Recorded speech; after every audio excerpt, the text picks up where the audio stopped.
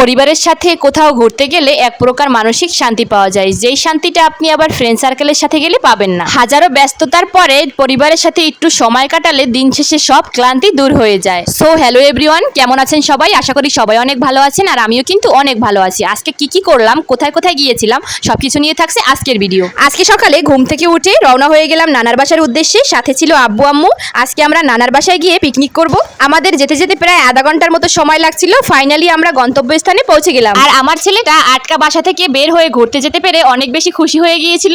এত গরমেও আমার নানার বাসায় অনেক বেশি ঠান্ডা ছিল। সামোসা আর শরবত খেয়ে আমরা বেরিয়ে পড়লাম একটু ঘোরাঘুরি করার জন্য। আর নানার বাসার সামনেই ছিল এত বড় একটা দিঘি, দেখতে অনেক বেশি সুন্দর লাগছিল। দিঘির পারে এরকম পাট শাকের বাগান ছিল, লাউ গাছ, ঝিঙ্গা গাছ, কি নেই এখানে। ঘোরাফেরা শেষ করে এসে একটু ফল খেয়েছিলাম। আর এই যে আমার বাচ্চাটা আমার আব্বুকে গাড়ি বানিয়ে বসে আছে। আর এইদিকে রান্না বান্নার সব প্রস্তুতি চলছে, কেউ জোগাড় যন্ত্র করছে আর কেউ রান্না বান্না করছে। এই বাসায় কিন্তু আমার নানা ভাই একাই থাকে, আমার নানু থাকে গ্রামের বাড়িতে, মাঝে মাঝে আসে। এই জন্য প্রয়োজনীয় সব জিনিসই এখানে আসে, আমার নানা রান্না করে খায়। সব রকমের রান্না বান্না শেষ, যেহেতু শুক্রবার ছিল আমার আব্বু যাবে জুম্মার নামাজ পড়তে। আর এই যে আমার বাচ্চাটা তার নানা ভাইকে ছাড়া একদমই থাকবে না, সে তার নানা ভাইয়ের সাথে যেতে চায়। যেই আব্বু ওকে আমার কোলে দিয়ে নামাজ পড়তে যায় আর কান্নাকাটি শুরু করে দেয়, এই জন্য আমি ওকে একটু আদর করে আবার বাসায় নিয়ে আসি। এইদিকে ভাইয়া ভাবিও চলে আসছিল, আর ভাইয়া তো এসেই আগে বাবুকে কোলে নিয়ে আদর করে দিচ্ছিল। এটা দেখে আবার আমাদের মিতু বাবু কান্নাকাটি শুরু করে দিয়েছে। সব পরিপূর্ণতার মাঝে একটা শূন্যতা কিন্তু থেকেই গেছে। এই টোটাল প্রোগ্রামটা আমার হাবি জয়েন করতে পারেনি, তার অফিস খোলা থাকার কারণে সে পুরো ব্যাপারটা মিস করে গেছে।